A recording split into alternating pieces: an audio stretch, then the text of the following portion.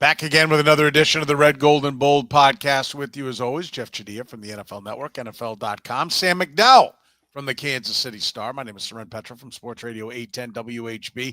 I'm going to talk about the Ring of Honor for the Kansas City Chiefs. Bill Moss is going in with the next induction for the Kansas City Chiefs. We're getting ready to start entering that Andy Reid era. 2013, the head coach of the Kansas City Chiefs came to town, leaving the Philadelphia Eagles, and we're going to start seeing a number of his players. So basically, we've put pen to paper or finger to keyboard and come up with our list of the top 10. Now, we did exclude three that we think are no-brainers. Patrick Mahomes, Andy Reid, and Travis Kelce are no doubt going in. We think that the problem was, basically whittling it down to 10.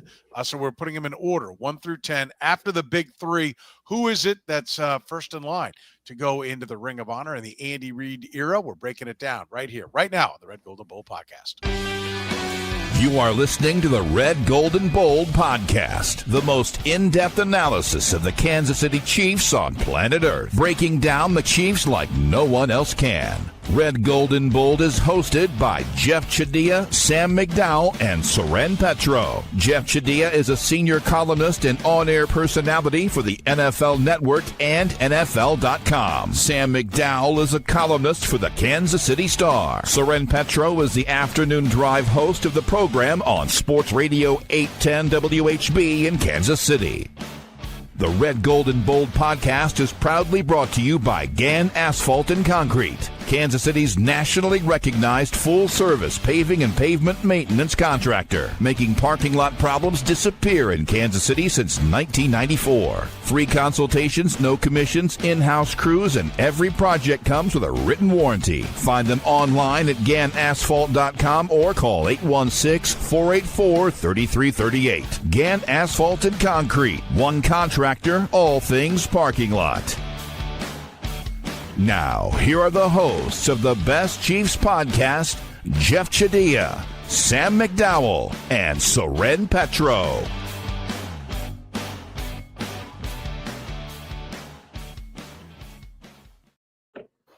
Thank you very much, Curtis. We do appreciate it. Off and running here on the Red, Gold, and Bold podcast. And one of the ways we always like to get things started here is what we learned from this exercise, from this lesson. Sam, you were working diligently on this. The moment you got done with my radio show today at 4 o'clock, Sam, a regular guest on the program, 3 o'clock, 3 o'clock, or are you 4 o'clock? You're 4 o'clock, 4 o'clock.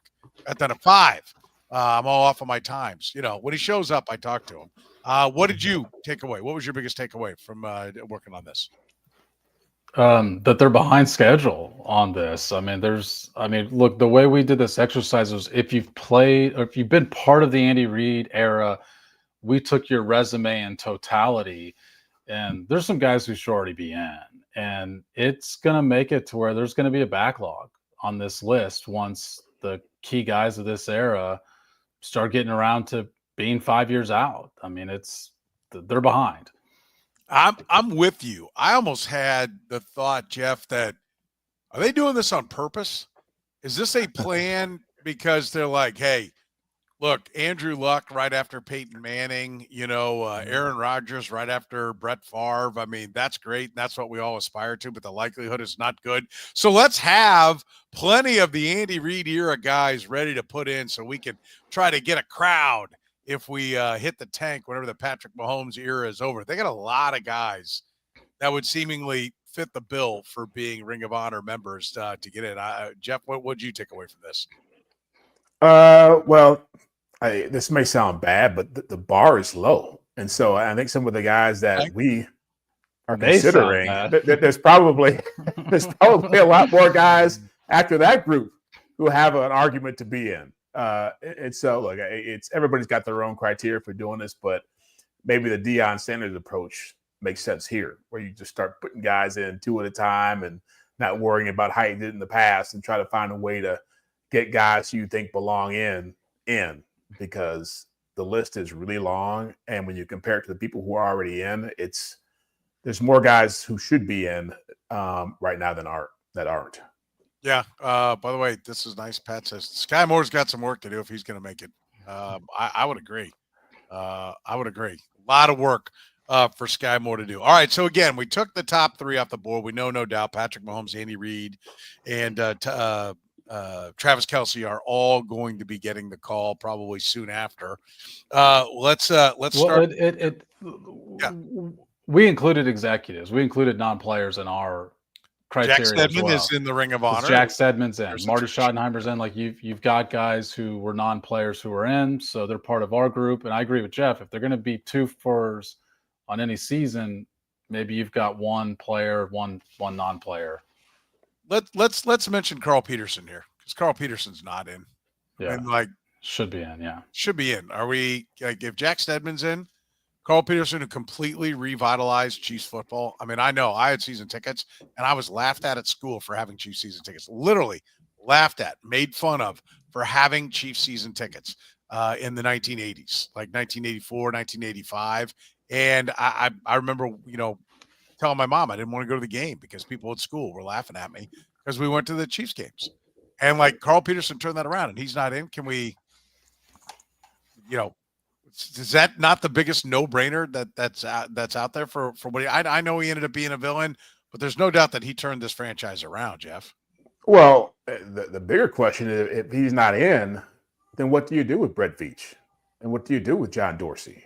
If you put those guys in and he's not in there, you're really sending a message about how this franchise feels about what he's done. And I agree with you. I mean, you can't really look at the Chiefs in totality without that era being a big part of it. I mean, no matter what you think about, well, they should have won this and they didn't have a quarterback. Well, they were one of the winningest teams of that decade, right? I think it was like the third winningest team that decade, or second. And so it's a lot of wins. And that was a team that was doing nothing for about 15 years before he showed up. So, and he brought Marty Schottenheimer here too. So that's a lot to pass over for a guy who did that much for your organization. And there's a number of guys that that are going to be on this list, because it's just, you had to play 1 year in the Andy Reid era to be on our list here to do this. But they got a lot of guys they could have already put in, to Sam's point earlier, and they haven't done it. Sam, you want to start us off? Who's at the top of your list? Who's got to go in first? Yeah, sure. Somebody who fits that exact criteria you just mentioned. Jamal Charles is a slam dunk case and should already be in the Chiefs Hall of Fame and the Chiefs Ring of Honor. But look, I mean, Jamal Charles didn't have worse than a 5.0 yards per carry until his final year in Kansas City. He still, by the way, has the best career yards per carry for a running back since 1955 in the NFL. I think he belongs in the Pro Football Hall of Fame, even though I know that's a long shot.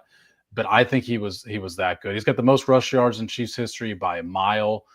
And it's stunning to me that Bill Moss goes in this last year and Jamal Charles is just sitting there, knowing that this onslaught of players is going to be coming.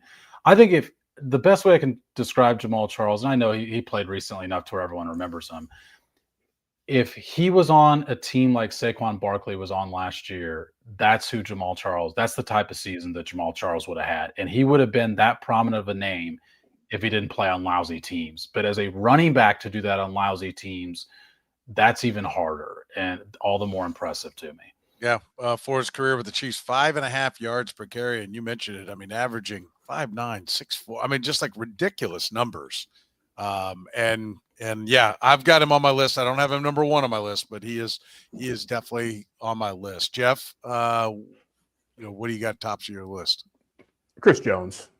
I mean, I didn't look at it as if guys who have concrete cases and who are eligible to be and who aren't in. I looked at it like, who are the best 10 players who I think, or people in this regime that deserve to be in. And Chris Jones tops the list. He's got 3 championships. He was there for all of them. 6 All-Pro appearances, 6 Pro Bowls, 80.5 career sacks. He has an NFL record with the most consecutive games with a sack. He checks all the boxes. To me, it's like he should be in as soon as he's eligible. And he is a Hall of Famer, an NFL Hall of Famer. So to me, he's the easiest choice to make of all these guys. Yeah, I too have Chris Jones tops on the list. He is the top guy of the ones that we have eligible in the Andy Reid era by approximate value for what that's worth. I don't think that's as strong a statistic for football as, say, like WAR is in baseball, but it's at least a mathematical equation where you can numerically look at guys, and Chris Jones has that the top number for the for the guys that we're talking about, for the guys that are eligible for this list. He's the best defensive player, multiple contracts. He's, had big games in the playoffs. Also, didn't have the sacks early on, but this team has had a couple of runs here of late that it's been their defense that's done it, and he's been the one guy. I mean, who else from this defense do you know is going to the Hall of Fame? You just flat out nobody. That you're sure is going? No. Yes. Yeah, nobody. Yeah, and so I mean, to me, that's what really stands out. Is I'm with Jeff. I think Chris Jones is absolutely a Hall of Famer, and I think he is, and he's got the championships. I agree with your assessment of Jamal Charles, and I'll say more on him a little bit later on. But I think the Reid era, which we're taking as the whole time that Andy Reid's been the coach, but getting those Super Bowls is giant. Like being a part of this. I mean, if you look up at that Ring of Honor, there's a lot of guys, because there's been a lot of years since the previous championship. But you look back at that previous championship teams, that's who's up there, and I think that's going to be the case again. And I think that Super Bowl should count for a lot when you won a championship, and he's won 3 of them, and being a huge part of 2 of those. Yeah, huge role. Yeah. And I think just like when you go back to Brady, what is it, like Gronk's got 3 or 4, and like Vince Wilfork had like 3 or 4.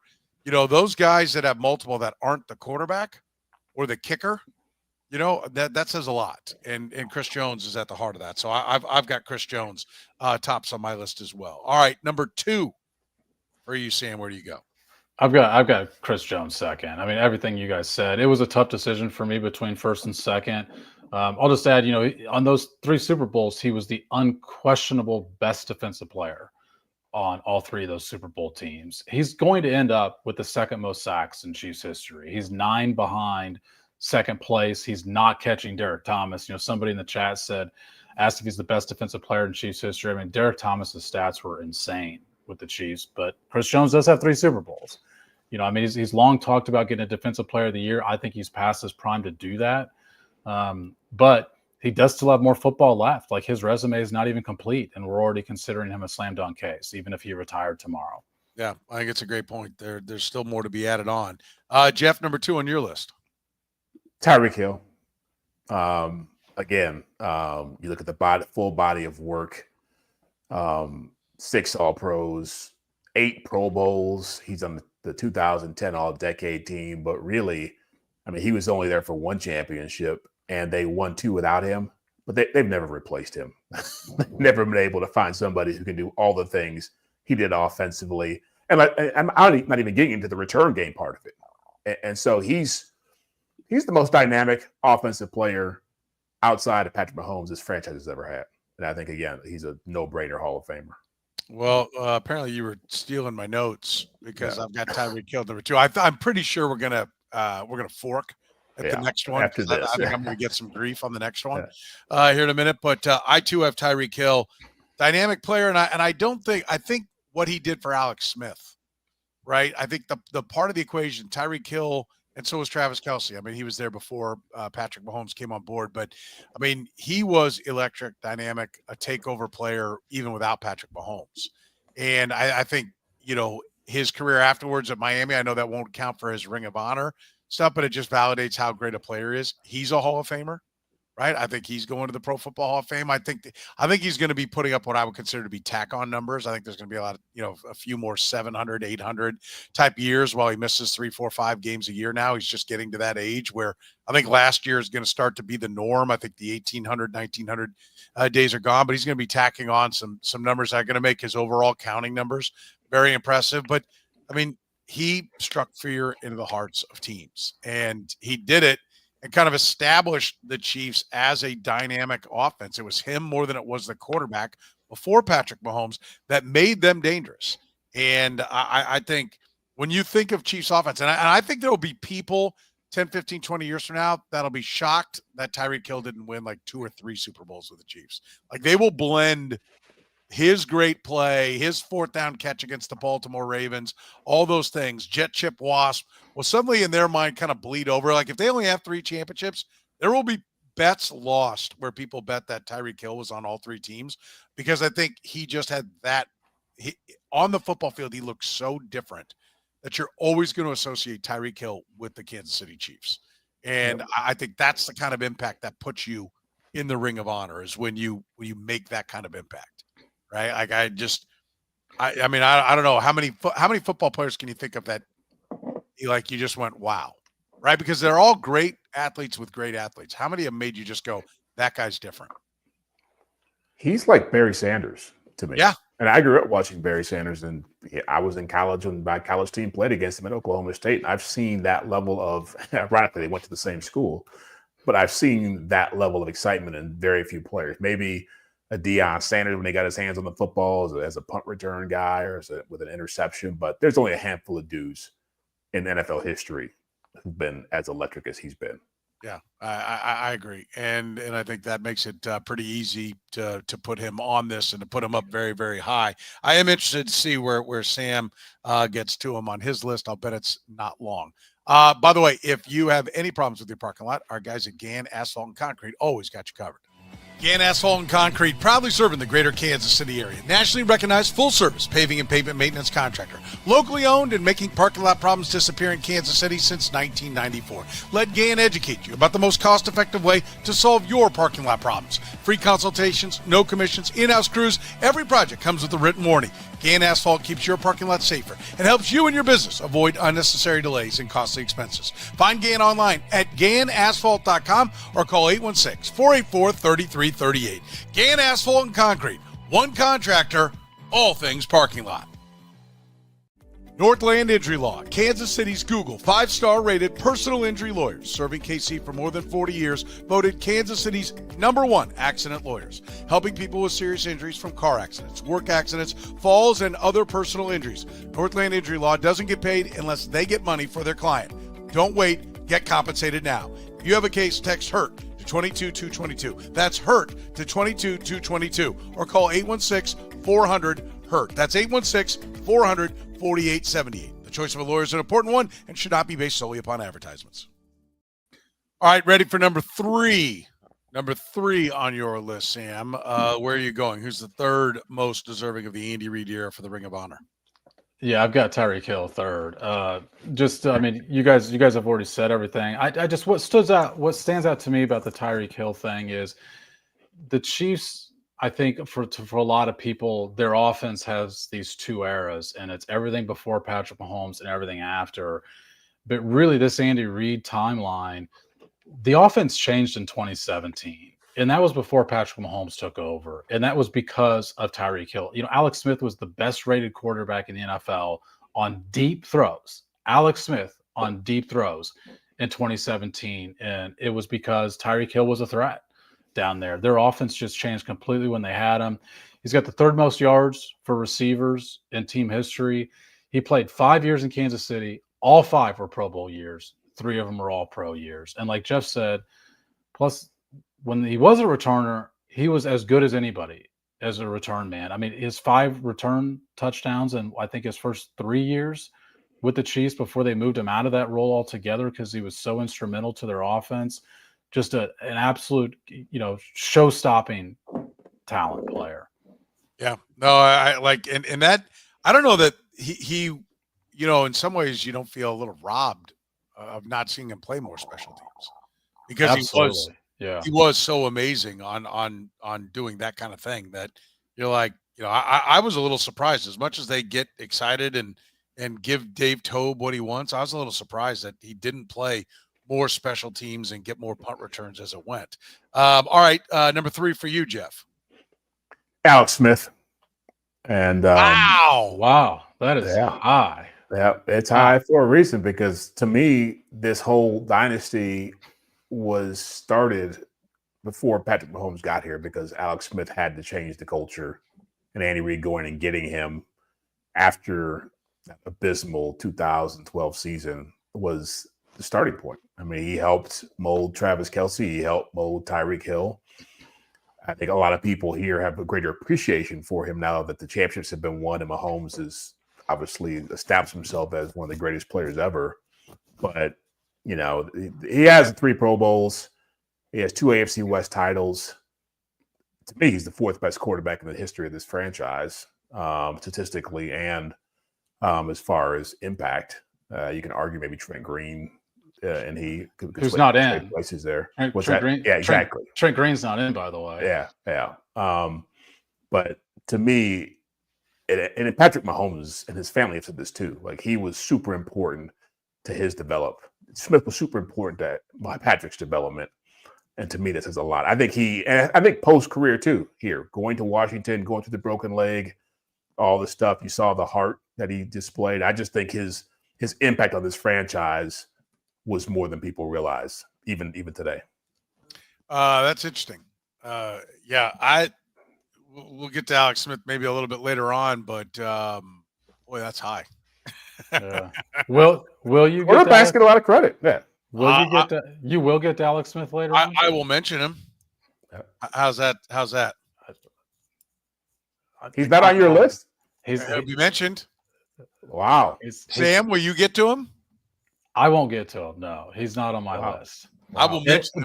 But I said at the onset of this, like, every one of the 10 guys I mentioned, I do think will wind up in the Ring of Honor, plus some more who aren't. Like, that's what was one of the learning things of this exercise. Is there's more than 10 guys I think will wind up in this. So I'm not saying he's not a deserving candidate. I found 10 that I thought were more deserving. Okay. Number 3 on my list, Harrison Butker. I know people are going to say, well, the kicker is not that. Harrison Butker.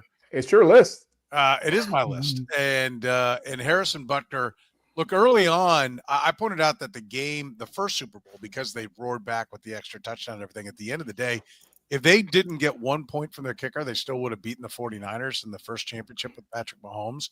But, that's kind of an anomaly.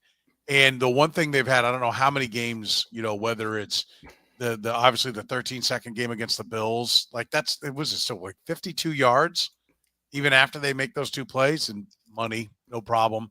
He has nailed every single big kick. He has nailed them from distance. He has nailed them close.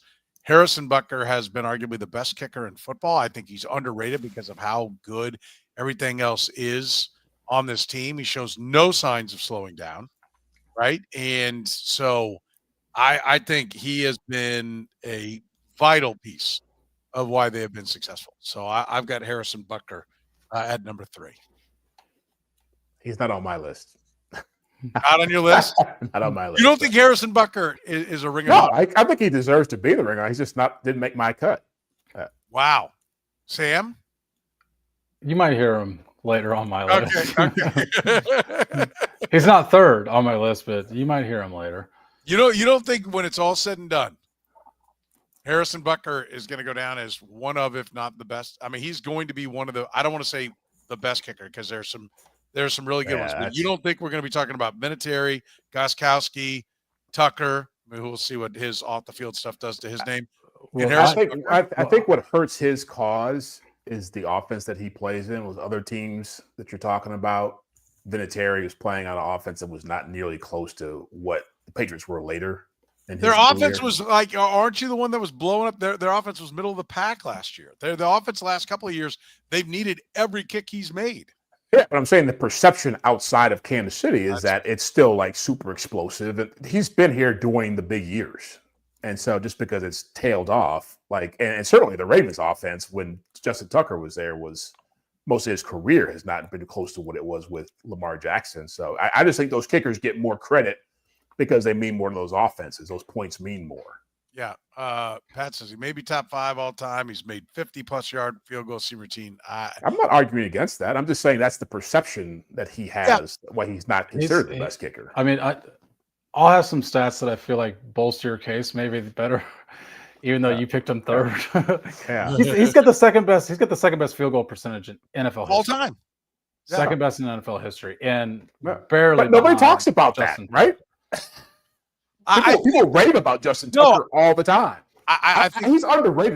My point is he's underrated. I agree with you. I agree 100% with everything you said, Jeff. I agree. But it's our list. So the fact that other people aren't going to recognize him doesn't mean you shouldn't have. Yeah, because I'm not. I definitely did not pick who I think are like the Chiefs' next 10 picks. I picked, the ones that I think. I think Harrison Butker, and knowing that, I also think like just knowing that when you get to a 55-yarder, you've got 3 on the board is also part of what allows Andy Reid to be aggressive in the play calling. Like you can go for it. I think he is. I think he is, to your point, Jeff. You said it. He's underrated. Everything you said was absolutely right. You make my case for me brilliantly. I appreciate it. I appreciate it very much. Number 4 is going to have you really losing your mind. Sam, where do you go next? Number 4. Somebody else who I just can't believe isn't already in. Eric Berry. I've got 4th. He's a 5-time Pro Bowler, 3-time All-Pro first team, comeback player of the year. There was no better story in the NFL than Eric Berry in 2015, coming back from cancer and winning comeback player of the year. But he's also like, he showed up in big moments. I mean, a defensive player, a safety, single-handedly won them a couple games and in visible ways. I mean, I think certainly he changed the attitude of a defense that, by the way, finished in the top 7 in points against in 4 straight years when he was the leader of that team. His 5 interception returns for touchdowns are second in team history. And here's one other piece I think matters and actually distinguishes him from some other guys on this list. He only wore 1 uniform. And I actually do think that stuff matters. When you think about Eric Berry, you could only think of him as a Kansas City Chief. That's interesting. A couple of things. One, I think Berry's ending brings down his overall body of work. That's not fair, but I think it does. Just as I think, one of the things I didn't mention about Harrison Butker, one of the things I think is going to be an issue for Harrison Butker is the fact that his off the field stuff, the speech and, being controversial with his political beliefs, I think is going to, is going to maybe drag him down in some people's eyes.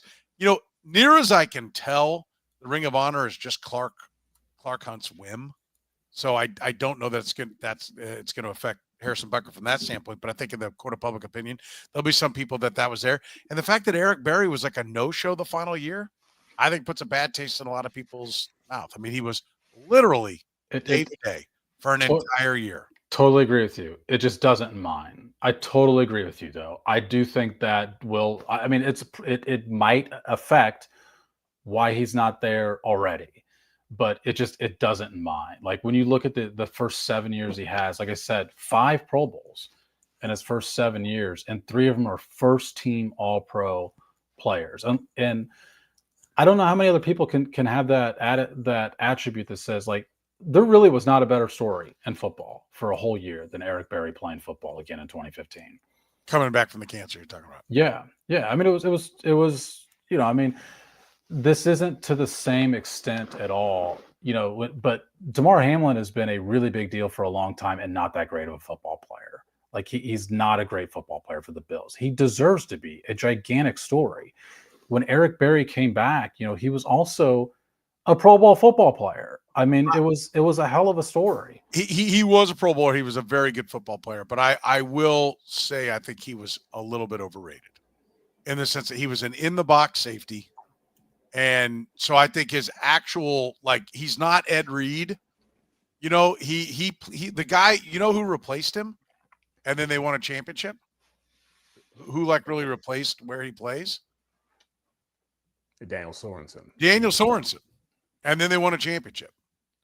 Well, so I mean, I'm not. Listen, Tyrann Mathieu played in the box in 2019. Yes, and I don't think is Tyrann Mathieu going to make this list. He was under consideration. I know he was for you. I thought for sure he'd be on your list. I thought for sure he'd be on your list. If I had to predict your list, I had both those safeties on there. So you'll surprise me if Tyrann Mathieu isn't 9 or 10, if he was. But I mean, I think there's a limit to what those guys do. But anyway, it's your list, right? Just real quick, because somebody's asking about Tamba's already in. So someone's asking about Tamba Ali's already in. Otherwise, I think he's on all of our lists, right? But he's in. Yes. Jeff, what you got? I've got Jamal Charles. He comes in at 4. All the reasons Sam says, leading rusher. He was their best offensive player for 6-7 years. 3-time All-Pro. I think that Sam hit on the head. If he had played for a more prolific offenses, he would have been a bigger name, potentially a Hall of Fame player. I don't think he's a borderline Hall of Fame guy. His stats aren't there yet, but the yards per carry and all that stuff makes him, he's the best running back they've ever had in this franchise. Yeah. I have Jamal Charles on my list, but not yet. My number 4 is Steve Spagnuolo. There are no assistant coaches up on the Ring of Honor, but has anybody, like the night and day of when they brought him in, they won a championship the first year, and they won because of their defense 2 years ago, and got there because of their defense this past season. Like, has any assistant coach ever deserved it more? The only one I could point to would be Bill Belichick as a Giant, in a Ring of Honor, whatever they call their list of names. That's maybe the only name as a coordinator that could possibly have had more of an impact than what Steve Spagnuolo has had. I thought about Spagnuolo. I thought he didn't make my list, but yeah. I mean, why? Who's had a bigger impact? I mean, Patrick Mahomes, Andy Reid, and frankly, he may be number 3 on the impact list. You've even got 3 guys ahead of him, though, right? Yes, yes, but I knew as soon as we kind of defined the parameters that he would be one of my 10. It was just where I wanted to slot him in. I don't have 10 guys over him, and I don't know how you could. Yeah, here's my take with Spagnuolo. They had 1 year when they were elite. Like, you could say, okay, they won the championship because of that. It wasn't like every year they had it was always, we just need a defense that just doesn't give up 30 points a game, right? So when he showed up, they stopped doing that and they started winning. Whereas Belichick, Tony Dungy, people like that, they are known for their defensive excellence year in, year out. So I just think he suffers for me because it's an offensive team. Not everybody can get credit for that. You can't say it's super balanced both ways. You have to be able to say, okay, it was more this team won championships because of why? More because of Patrick Mahomes, because of Steve Spagnuolo. I think it's more because of Patrick Mahomes and Andy Reid. I also think Steve Spagnuolo gets a huge boost because of who he replaces too. I mean, I think Steve Spagnuolo is terrific. I really think he's terrific. Do you think he's the best defensive coordinator in the league? Yes, I do. You do? Okay. I do because for how many Hall of Famers? Wait a minute. How many Hall of Famers do we say this team has on defense? I mean, they have turned and burned, which you have to do with an expensive quarterback, but they've turned over the safeties. They turn over the corners. They turn over everybody around Chris Jones, and they keep being a very good defense. He immediately turned around what had been an embarrassment of a defense under Bob Sutton. He has continued to turn over the personnel and succeed. Yeah, yes, because Willie, like, who's gone down to New Orleans and I mean, half the Chiefs are down in New Orleans. They're not doing anything, right? Like, so I guess, guys leave and they were all better in Kansas City than they are wherever they go next. Yeah, I think. No. Someone's backing my point in the comment section. Where? What? I think Mizzou 19. This one. Yeah. Yeah, that's points per drive. Okay. I mean, so that's what it's about. It's points per drive. Then let's. I'm saying I'm thinking excellence for this guy. I'm not saying it's a bad choice. I'm just saying to say he's the best coordinator in the league, or that they've won because he's part of this. I don't think they've won because he is a huge part of this. I think he's got a place in the pantheon. Oh wow. Man, I feel pretty strongly about Steve Spagnuolo. I think that's underselling him, but I look, I made a list of I can't remember. It was either 4, 5, 6 others, and he's on that list. He'd be on top. Yeah, he'd totally be in consideration. Totally understand him being on your list. I think he should be in the Ring of Honor. I just think there's a lot of deserving candidates on this list. As long as we're going to bring people up, Thaddeus clearly needs to be brought up. There you go. That's your nephew. Right. Yeah. I mean, I like the name. I'll take it. Yeah, listen, I'll add in that I think the fact that Andy Reid, I think, Jim Johnson, he had success with, Andy Reid, by all accounts, doesn't have anything to do with the defense, which is fine, which is smart. I mean, but but you have to hire a guy who can handle it all. And that's Steve Spagnuolo. So I think that makes him even more important here. All right, he's number 4 on my list. Number 5, Sam. I've got Brett Veach. This was a tough one because a lot of the other players, as I'm deciding the list, are not Brett Veach draft picks, and so I don't know that the number one thing you could say would be look at this collection of draft pick talent he's assembled.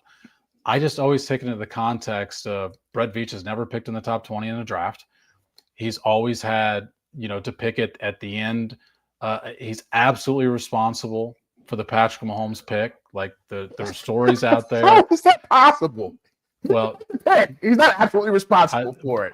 I've covered this team for a long time. I've done the reporting on this. Like he is 100% most responsible for that. He called Buffalo and said, "Hey, I want to make this trade, and we're taking Patrick Mahomes." He might have. I do think it is important. It is. Can I finish the rest of the resume though? Yeah, go ahead. I mean, I was just like, I wanted to, because Jeff reacted to he's 100% responsible. So let me just be clear. For me to say, okay, to agree with you on that, then that would have to mean that John Dorsey didn't want to pick him. Yeah. Brett Veach said we have to take him. Andy Reid listened to both and said we're going with Brett Veach. Like Dorsey had to 100% not want to take Patrick Mahomes for your statement that Brett Veach is 100% responsible for the drafting of Patrick Mahomes to be true. And even Andy Reid has to sign off on it, which it almost makes the statement impossible. Let me put it this way. If Brett Veach was not in the Chiefs organization, they would not have taken Patrick Mahomes that year. They would not have drafted up. They would not have traded up to take Patrick Mahomes that year if John Dorsey was running the organization without Brett Veach in the organization. John Dorsey got fired for a reason or reasons. Do you think John Dorsey gets fired if he's responsible for the Patrick Mahomes pick? Yes. Do I think he does, or do I think he could? I mean, do I think he does? He doesn't get fired if he's the one who's pounding the table for Patrick Mahomes. There are issues there that go beyond just a Patrick Mahomes pick. Yeah. Well, that's not an issue. Well, I'm saying you're calling it an issue. You're saying he wasn't for it. I'm setting that aside. Yeah, you're suggesting something that there were conflicts that were there that I know why John Dorsey. Let me put this out there. I know why John Dorsey got fired. I'm not guessing when I say that if they were not, if he was the sole decision maker, that they would not have picked Patrick Mahomes. They would not have made a trade up to Pat. Like that's not a guess on my part. I know that to be the case. So whatever we think of that, let me move on with the rest of his resume and say that there's aren't many GMs in NFL history who have won 3 Super Bowls, and that's would be assuming he's done winning Super Bowls. I think he's had to make tough decisions like moving on from Tyreek Hill that I don't think most general managers across the league make. I don't think that 2 other Super Bowls happen without that Tyreek Hill trade. Probably 1, I think, happens. I don't think you win multiple if you don't move on from Tyreek Hill and recoup the assets that they get. It's also a cash to cap team, which I think is a harder job than people recognize it for. It's a harder job than Howie Roseman has with the Philadelphia Eagles, for example, who get to kick the can down the road continuously, that Mickey has in New Orleans that get to do the same. I think that he has to be in. I think he has to be on all of our list. It's possible you could argue he's too high on the list, but also part of this exercise is predicting the future. With Chris Jones, like with some other guys that'll be on my list. Brett Veach is 47 years old. And I guess the last point I'd make is there's been a hell of a lot of great quarterbacks in this league over the time. I don't think just because you have Patrick Mahomes, they should just assume, oh, it's all because of Patrick. Peyton Manning won 1 Super Bowl with the Colts. And it's harder than it appears to keep a roster together in a cap-strapped league. I would agree. I have no arguments to make there with against the Brett Veach. Jeff sparked a lot of comments, by the way, with the. Well, I know they want to know the firing. I know that people don't. Not everyone feels the same. Nice tease, Sam. Sounds like another episode. Terry says, Nick, Soren's old adage: reporters know more than they can report on, more than what they can say. Yes, Nick, I do agree, and I think that this is absolutely an appropriate time to use that because I think Sam clearly knows more than what he's flat out saying. So yes, I do think it's a worthwhile podcast. We'll have to have some long conversations off the air before we go down that road. Deep cover, because I know I probably some of the same things. I don't know if I know the things that Sam knows, but some of the things that I don't disagree with what Is he not on your guys' list at all? Brett Veach? Well, we will hear both on my list. Yeah. What'd you say, Jeff? Both are on my list, Dorsey and Veach. Okay, interesting. But lower. Okay. I think they're tied at the hip, to be honest with you. But okay, interesting. All right, Jeff. So who do you have number 5? Justin Houston, who, as to your allusion about Eric Berry's end of his career, I imagine that will be something that holds up Justin Houston getting in the Ring of Honor because he didn't leave here in a very easy fashion. But my God, I mean, you could argue he was their best defensive player for a long period of time. He was one of the best pass rushers in football during his day. He's 5th all time in the franchise in sacks, and he has 112 career sacks total, which is in the top 40 in the NFL. I think he's a no-brainer. Yeah. All right, Justin Houston's number 5. Number 5 on mine is Jamal Charles. So finally got there. Huh? Yeah, we finally got there. Not a lot of drama on that one. Jamal Charles, for all the reasons that have already been said, I don't need to. I mean, brilliant. And the one thing I will add on Jamal Charles that I think is really of note is when he took over for Larry Johnson. Like I'll give great credit to anybody who, to me, kind of revolutionizes things. They were averaging like 3 yards a carry. And I was always a big believer. I think I mentioned this before, that Emmitt Smith, was a product of his offensive line. Barry Sanders didn't have the offensive line. And, the offensive line is more important. And if you have that, you're always going to have the big numbers. And it looked like the offensive line was just terrible. And Jamal Charles stepped in and averaged 6 yards a carry. I mean, like he doubled what Larry Johnson was doing. Now, it was a broken down Larry Johnson with a bad foot, right? It wasn't Larry Johnson at his best, but he doubled what the starter was doing. I know. It was amazing. There was no reason, Thomas Jones continued to get more carry, like the whole Todd Haley. Is Todd Haley on anyone's list of anything? I know it's the Andy Reid era, but yeah, Jamal Charles, like to me, was like taught me a lesson, and showed that how important the running back can be. So I agree. Let's hear from our friends at Whataburger. They're open 24 hours a day.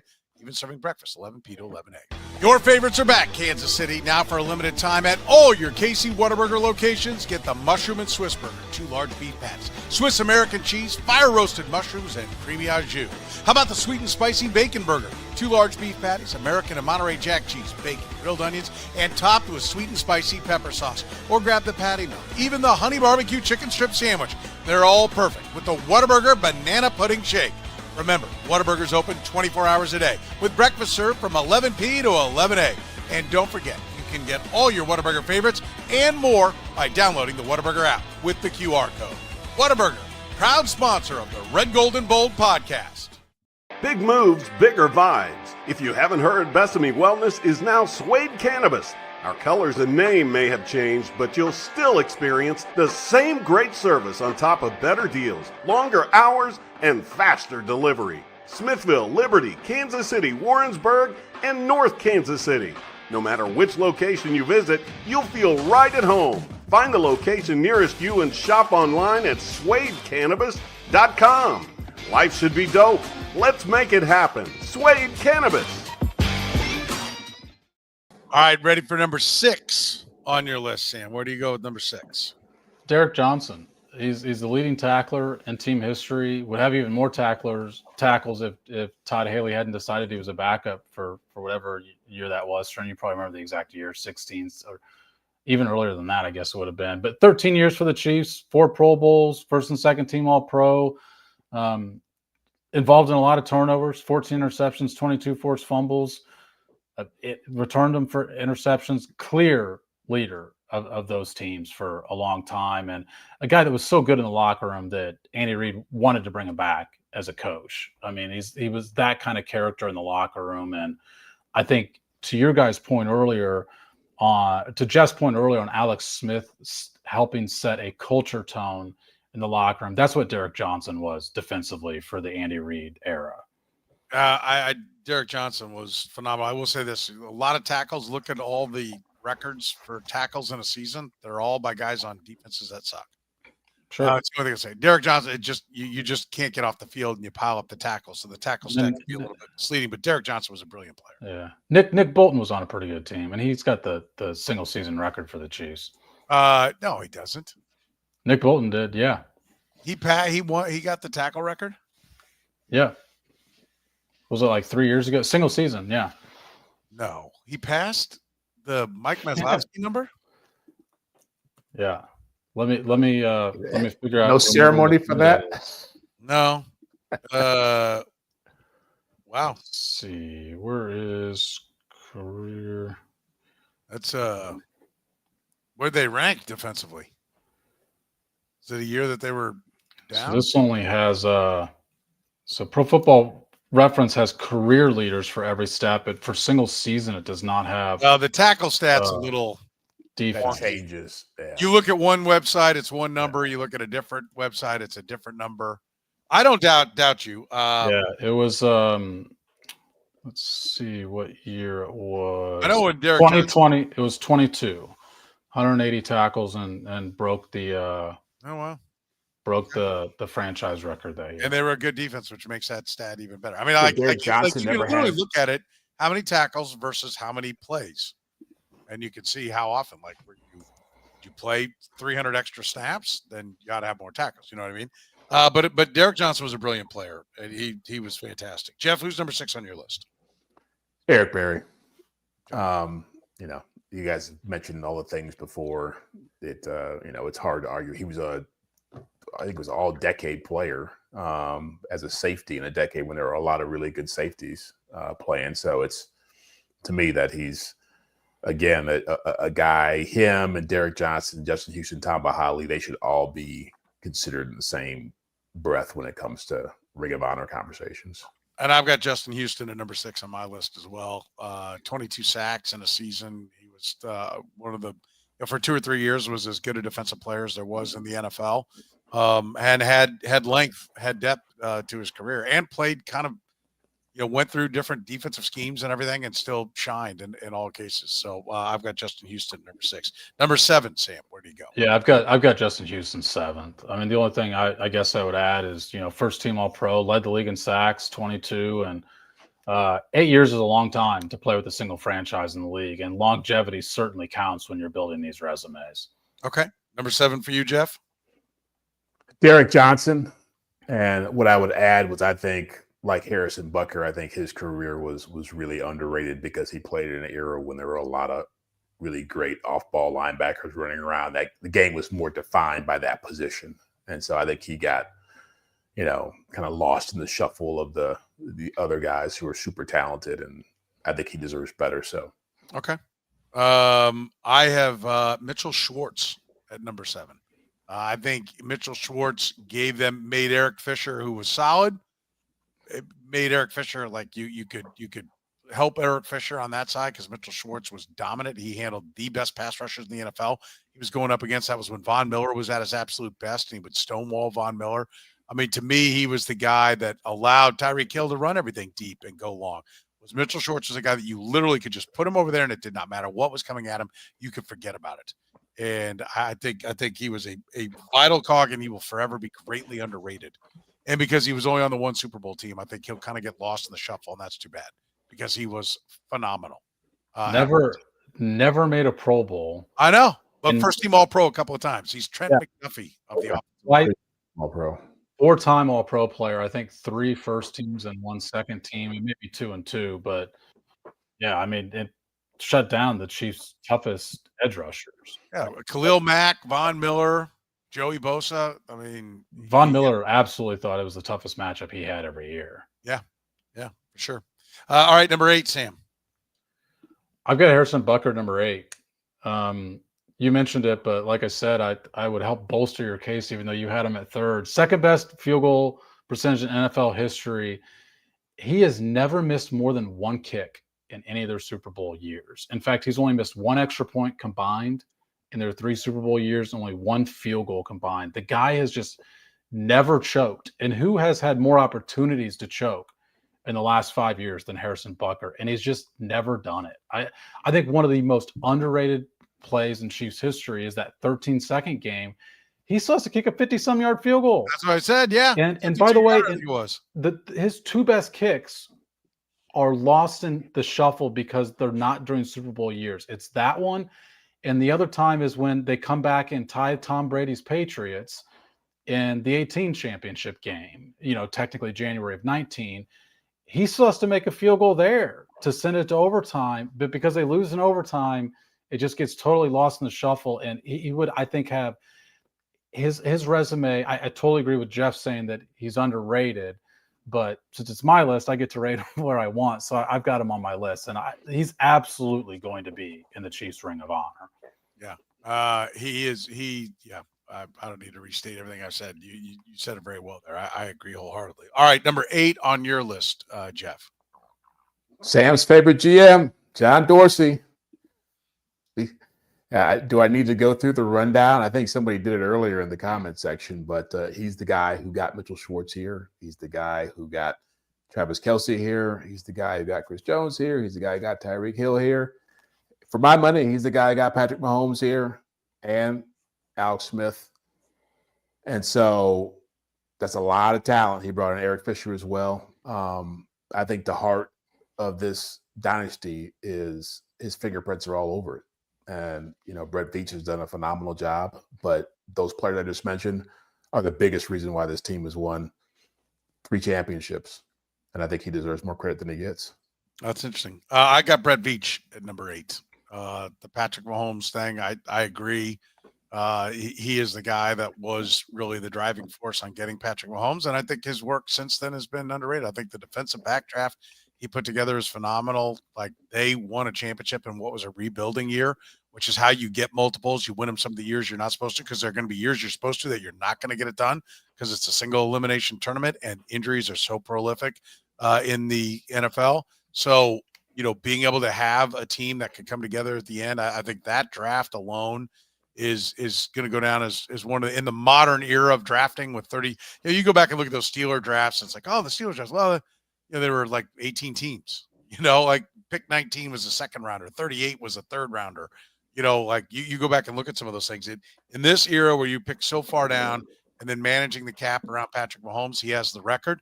Most expensive quarterback to win it, and he's done it twice with an expensive quarterback. And Eli Manning was the outlier at about 11 million per, which I know with inflation everything goes up, but he's clearly done some underrated work. I think he will get his credit along the way. I think the Patrick Mahomes and him being linked to it will give him his credit along the way. Number 9 for you, Sam. Yeah, I thought I'd be the only one to have this guy on the list, but I've got Schwartz 9th. And the thing I would add to what you said briefly is that he didn't miss a snap for his first 3 years in Kansas City. In his 4th year, he only missed a handful of snaps. It was like a couple in 2 different games. I mean, it was why I hesitated to put Jamal Charles first was because availability is really important. And so that's why it was 1A and 1B with Chris Jones and Jamal Charles for me. But Jamal Charles just, had franchise records that Chris Jones did not, which is why I had him number 1. Mitchell Schwartz being available is really important. And he played right tackle in an era to where it increasingly the gap between a right tackle and left tackle is narrowed. And he played in that era where teams were putting their best pass rushers on that side and going up against right tackles all the time. And they couldn't do it against Mitchell Schwartz. And I would just point out they're still trying to replace Mitchell Schwartz all these years later. They still haven't really been able to do it effectively. Okay. That comes to you, Jeff, at number 9. Brett Veach, like I said, tied at the hip. And I think he's done a tremendous job of mixing and matching players, finding some hidden gems like L'Jarius Sneed and Charvarius Ward. Find a way to work around issues on the offensive line at left tackle. You talk about Donovan Smith and Orlando Brown being the left tackles for two teams. Those are some calculated gambles that worked out. I have him lower than Dorsey just because, let me ask you guys this. If Patrick Mahomes hadn't worked out, would be sitting here saying, oh, that's because Brett Veach drafted him, or would it be because John Dorsey drafted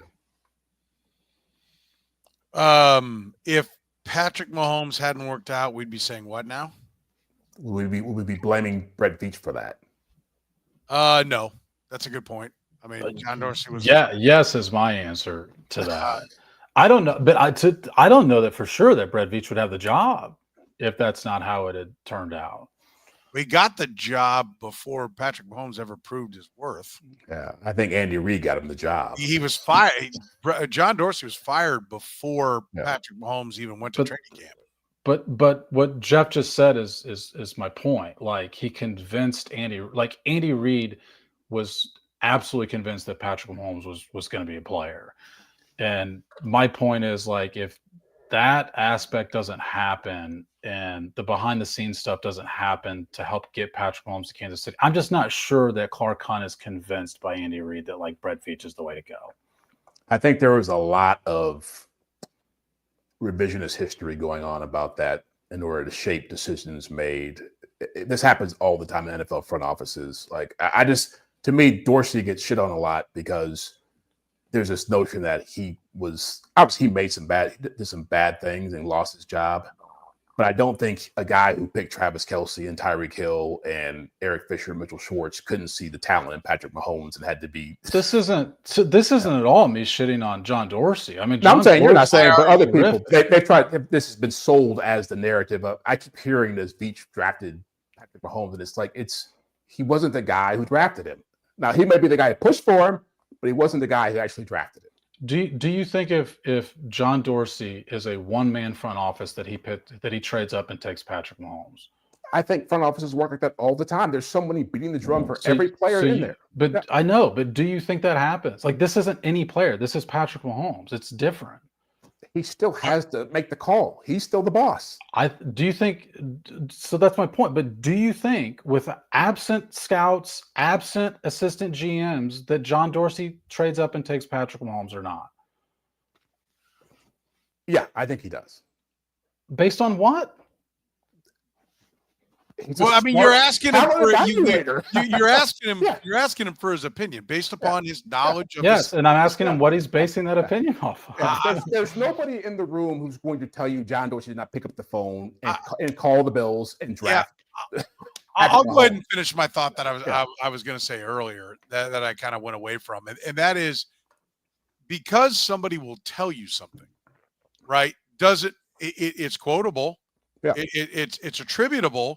But it doesn't necessarily make it true, right? And I do agree with Jeff. Come on, Soren. I've been a reporter for a decade in this town. I know how to discern bullshit. I know you do. I know you do. I mean, you can get mad at me, but I'm echoing something that Jeff said. I agree. I have heard probably similar things, if not the exact same thing. And I've heard a lot of things over the years, and it's always like, I'll go back to something Tony Muser said to me. He said, I'm going to get fired. It's going to happen. I'll never quit, but I'm going to get fired, and it should. And when I do get fired, everything will be blamed on me, and they should do it because it cleanses everybody else and you get a fresh start. Now, this was not a disaster situation when John Dorsey was fired. The Chiefs were clearly good, but I'm just saying that was a great lesson for me in how teams work. They do. When a guy's gone, he was the problem. Everything was his fault. Everything gets dumped on him, and all the successes are still here. Everybody who survives, they're the ones that had all the good ideas. That is always the pitch that is made, and I'm not saying that there aren't cases where that is exactly right, that they did cut out the cancer and get rid of whoever was the problem, and all the people that are there are the healthy cells that do everything. I'm sure there are times that are like that, but to Jeff's point, it does happen all the time. When somebody gets fired, everything was their fault. Things that they didn't have anything to do with, get dumped on them. And so, and stories get told about how I do like, if I'm not in the room and witness the conversations that were had, here's the tape on Patrick Mahomes. Here's what they all said. Here's draft day. Here's exactly what's said. I'm taking the word of somebody else. And I do think that there is validity across, in what Jeff is saying about that is how teams spin it. I mean, can I just say this? The goalposts have completely changed here. I have not shit on John Dorsey at all. I think he was. I'm not saying incredible talent. He's an incredible talent identifier. I don't have any problem with John Dorsey's era in Kansas City. I don't think this dynasty happens without John Dorsey. I didn't put up a single fight when Jeff put him on his list. John Dorsey, when I said I had 5-6 other guys on the list, he's on there for me. I think John Dorsey had a terrific tenure in Kansas City, and they are not here. We're not doing this list. Our list, we struggle to get to 10 players without John Dorsey's presence in Kansas City. I just, I hear you. And so Dorsey should be on your list then. I don't know. I mean, he's if we had 15 guys on this, he'd be on my list. And he would be on mine as well. I do think, there are things that I think there is. I think John Dorsey deserves more credit than he gets right now for Patrick Mahomes. Whatever his role was, if it was, I just think that the stories, I do agree with Jeff that for me, I take with a grain of salt the things that I hear about how, a lot of things go down because it's the guy who's out is always the guy who didn't get it on everything across the board. Well, and again, I'm not blaming you for this, Sam. I just know that the minute Veach got that job, that was the narrative. And that to me was a narrative that was based around we need to provide credibility for this guy as a GM. And we know that it's not going to look great that he's getting the job and Dorsey's out. So here's what he did. He's the one who brought Patrick Mahomes here. Look how great he is. I'm just telling you, the stories I've heard are not coming from people that have the motive to have that narrative out there. Well, I'm sure Dorsey's got his story too. I'm sure he does, but that's my point. Yeah. He would have a motive in that conversation. Yeah. Everybody has a motive. I mean, I can't imagine who would have been privy to the firsthand knowledge that it's impossible for anyone that would be in any conversation that would completely validate one or the other as being the guy to not have a motive. Okay. Okay. I'm just saying I'm not guessing here, but okay. Okay. I agree. I don't think you are either. All right. Where do we leave off? Number 9. Number 9 for me is Eric Berry. For all the reasons that have been stated. Number 10, Sam, where do you go? So this was a tricky one for me because I don't know whether we're doing strictly on-field football stuff because to me, a guy who not because I've got Steve Spagnuolo on my list. Well, I mean, he still is a football. You'll see what I mean, I guess. But I think Mark Donovan has a place in the Chiefs Ring of Honor. And the reason being is because I don't think we talk enough about that aspect's role and what the Chiefs have become. And it's because they get it right. Like, I think there's a lot of ways that they could be doing this wrong. Like a small market team, a team from Kansas City has become the NFL's darling. And it's absolutely because of performance first and foremost, but they've maximized it. I mean, they're the mainstay on Christmas. They're getting the Hallmark movie of the year. There's an ESPN documentary when they launched their new streaming platform is about the Chiefs. And like I said, do you think that's Mark Donovan's doing? Patrick Mahomes is most responsible for this, like I said, but yes, I know that Mark Donovan plays a big in his team. I mean, he's got a team as well, just like a front office has a team, coaching staff has a team, whatnot. But I just think I think the way that they've maximized their business potential has a place in their Ring of Honor, and he's the face of it. Okay. I don't have a problem with that. Jeff, number 10 for you. I went outside the box. I went Creed Humphrey, and it was more. It's not too outside because he was 11th on my list. Yeah. If you guys didn't allow Mark Donovan, it's not way outside because he's 10 on my list. So, so I wanted to pick Schwartz and Fisher, and because Veach and Dorsey are on my list, I didn't want to short one of the other ones, so I went I'm with Creed, and I think in the end of the day, Creed's going to have more accomplishments than them. He'll probably end up being the best offensive lineman in this era because he's already got 2 Pro Bowls or 2 All Pros and 3 Pro Bowls. 3 Pro Bowls. Yeah.